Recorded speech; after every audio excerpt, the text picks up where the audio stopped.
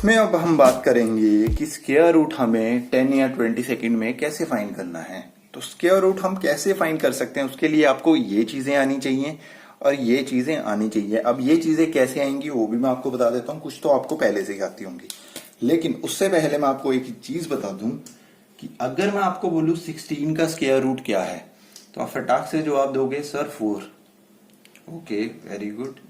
25 का square root क्या है, आप फिर से आंसर दे दोगे सर 5 है। लेकिन अगर मैं आपसे पूछूं 729 का स्क्वायर रूट क्या है तो यहां पे आके आप फंस जाओगे, क्योंकि ये नंबर एक बड़ा नंबर है। लेकिन ये वाले नंबर का भी हम आंसर इसी तरह लिखेंगे जिस तरह इन दो आंसर्स को हमने लिखा है। वो कैसे, ये फॉर्मूला यहां पे दिया हुआ है, स्टेप 1 2 3। इस फॉर्मूले को यूज करके, अब आप कहोगे फॉर्मूले में कुछ लिखा तो है नहीं, सिर्फ स्टेप्स लिखे हैं, वो भी बताता हूं स्टेप्स कैसे करने हैं। देखो, अगर जो स्क्वायर जिसका फाइंड करना है हमें स्क्वायर रूट, वो नंबर 1 से एंड हो रहा है तो उसका जो आंसर आएगा, जो यूनिट डिजिट आएगा, वो भी 1 या 9 से एंड होगा। जैसे यहां पे देखो 6 से एंड हो रहा है, ये रहा। एंड में हमारे पास आंसर क्या आया, यूनिट डिजिट पे, यूनिट डिजिट या 1 से डिजिट पे 4 या 6 आना था, यहां पे 4 आया। ठीक है, 5 का जैसे मैंने लिखा हुआ है 5 ही आएगा, तो देखो यहां पे भी 5 ही आया। अब यहां पे क्या है, 9 है, तो 9 का चेक करो, यहां पे 9 का या तो 3 आएगा या 7 आएगा। तो सबसे पहला स्टेप हमारा यही है कि हमने उस नंबर का यूनिट डिजिट फाइंड करना है। अब फर्स्ट स्टेप हमारा हो गया।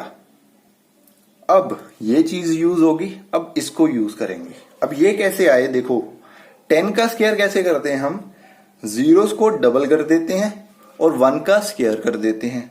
20 का स्क्वायर कैसे करते हैं, जीरोस को डबल कर देते हैं और 2 का स्क्वायर कर देते हैं। ऐसे ही चलते रहेंगे हम सब में। 100 में देखो 1 का स्क्वायर करेंगे 1 ही आएगा, जीरोस को डबल करना है तो 2 जीरोस हैं, 4 जीरोस आंसर आ जाएगा।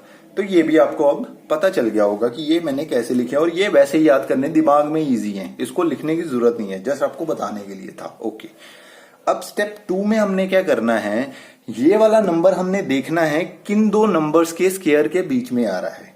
देखो 20 का स्क्वायर 400 है और 30 का स्क्वायर क्या है 900। क्या ये वाला नंबर जो है इन दो नंबर्स के बीच में आ रहा है, 400 और 90 में, 900 में? यस आ रहा है। तो हम यहां पे लिख देंगे कि हमने फाइंड कर लिया है कि ये 20 स्क्वायर और 30 स्क्वायर के बीच में आ रहा है। ठीक है, अब स्टेप 3 में हम सीधा नंबर फाइंड करेंगे। कैसे फाइंड करेंगे वो मैं आपको बताता हूं। आपको पता चल गया लास्ट डिजिट उसका क्या है, आपको पता चल गया किन दो नंबर्स के बीच में आ रहा है। अब आप यहां से पता कर सकते हो कि जो इसका स्क्वायर रूट आएगा वो क्या आएगा। देखो 20 से 30 के बीच में आ रहा है तो नंबर या तो होगा 23 या फिर होगा 27। अगर आपको ये चीज नहीं समझ में आई तो समझ लो, मैंने आपको पहले ही बोल दिया कि यूनिट डिजिट उसका क्या होगा 3 और 7। फिर हमने पता कर लिया कि वो 20 और 30 के बीच में आएंगे। तो 20 और 30 के बीच में कौन कौन से नंबर आते हैं, 21, 22, 23, 24, 25, 29 तक। लेकिन हमने फर्स्ट स्टेप में ये पहले ही पता कर लिया था कि वो वाला जो नंबर इसका आएगा वो या तो सिर्फ 3 से एंड होगा या 7 से एंड होगा। और 3 और 7 से कौन एंड होंगे, या 23 है या 27 है।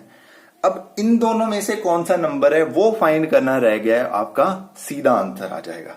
अब वो कैसे फाइंड करेंगे, देखो 30 का स्क्वायर क्या था 900, 20 का स्क्वायर क्या था 400, 729 किसके ज्यादा करीब है, 729 हमारा 900 के ज्यादा करीब है। 900 मींस 30 का स्क्वायर, तो 30 के स्क्वायर के ज्यादा करीब कौन है, या ये याद रख लो अगर आपका नंबर ये 20 आता तो 20 के बाद वाला कौन सा नंबर है वो आंसर होगा। अगर आपका ये 30 आंसर आ रहा है तो 30 से पहले वाला कौन सा नंबर है 27 है, तो इसका स्क्वायर रूट क्या आ गया 27। That's it. बहुत ही इजी क्वेश्चन है।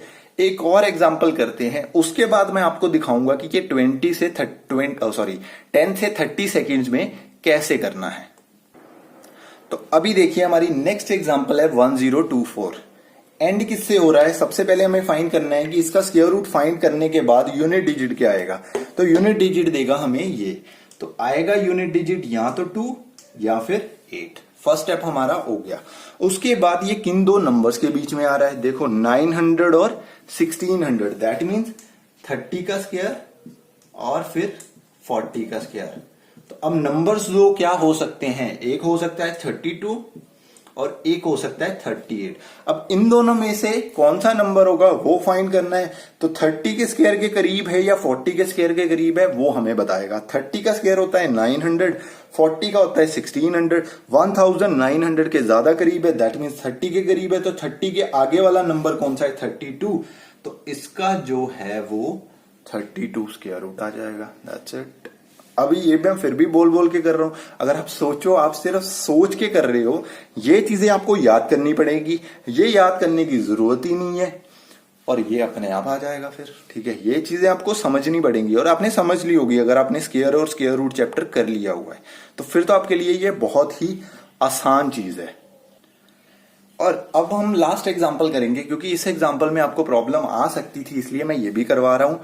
एंड आपको 5 एग्जाम्पल्स मैं देके जाऊंगा या 5 क्वेश्चंस आप बोल सकते हो होमवर्क देके जाऊंगा, जिसके आंसर्स आपको मेरे को कमेंट सेक्शन में देने हैं विद दिस फॉर्मूला। अगर आपको ये फॉर्मूला सीखना है तो प्रैक्टिस तो करनी ही पड़ेगी। मैं सिर्फ 5 देके जा रहा हूं, आप जितने मर्जी करो उसके बाद। ठीक है, 5 तो आपने करके मेरे को आंसर्स देने ही देने हैं कमेंट सेक्शन में। ओके, तो स्टेप 1 इसका क्या आएगा, 4 और 6, क्योंकि यूनिट डिजिट इसका 4 और 6 ही आएगा। उसके बाद ये किन दोनों के बीच में आ रहा है, देख लो यहाँ पे 3600 और 70 के बीच में। ठीक है, 4900 के बीच में। तो 30 के स्क्वायर और 70 के स्क्वायर के बीच में आ रहा है। उसके बाद आपको पता चल गया कि ये दो नंबर्स कौन कौन से हो सकते हैं, या तो 64 हो सकता है या 66। अब देखो ये काफी करीब करीब नहीं है, तो इसको फाइंड करने के लिए देखो अब 3600 है, 4900 है। अगर हम इसको प्रॉपर 4100 बना दे, इसको 4096 मत लिखना, आप इसको दिमाग में लिख लेना 4100। अब 36 से इसका कितना डिस्टेंस है, 500 का। और 49 से इसका कितना डिस्टेंस है, 800 का। तो किसके करीब ज्यादा हुआ, 3600 के, दैट मीन 60 के स्क्वायर के करीब है। 60 के स्क्वायर के करीब के बाद 60 के स्क्वायर के बाद वाला नंबर कौन सा आ रहा है, 64। तो 64 इसका आंसर है। तो ये चीज मैंने इसलिए समझाई क्योंकि अगर ये नंबर्स आ गए तो ये नंबर्स बहुत ज्यादा करीब होते हैं और इनमें डिफरेंस भी कम होता है, तो इसमें फिर आप फंस सकते हो। ठीक है, यहां से भी ये 4 है, यहां से भी ये पीछे 4 है, इसीलिए फिर आपको ये वाला तरीका करना पड़ेगा, देखना पड़ेगा कि किसके ज्यादा करीब है। फिर भी आपको 30 सेकंड से ज्यादा नहीं लगेंगे अगर आपको ऐसा क्वेश्चन भी आ जाता है। आपका सबसे फायदा क्या हो रहा है, ना आपको डिवाइड करना पड़ रहा है, ना आपको मल्टीप्लाई करना पड़ा है, कुछ भी नहीं करना पड़ रहा है। आपको जस्ट दिमाग में सब कुछ चीजें करनी है। ये चीजें आपको ऑलरेडी याद होंगी, उसके बाद ये चीजें आप बना सकते हो दिमाग में, ये तो वैसे ही फाइंड हो जाएगा। ठीक है, अब मैं आपको क्वेश्चन देता हूं, उसके मेरे को आंसर्स आपने कमेंट सेक्शन में देने हैं। तो ये आपके होमवर्क क्वेश्चंस है, इसके आंसर आपने मेरे को कमेंट सेक्शन में देने हैं। और ये फॉर्मूला अच्छे से याद कर लो कैसे इसको फाइंड करना है, तो आपका चुटकी में हो जाएगा भाई स्क्वायर रूट कैसे फाइंड करना है। तो चलिए मिलेंगे ऐसी ही अगली वीडियो में, तब तक के लिए गुड बाय।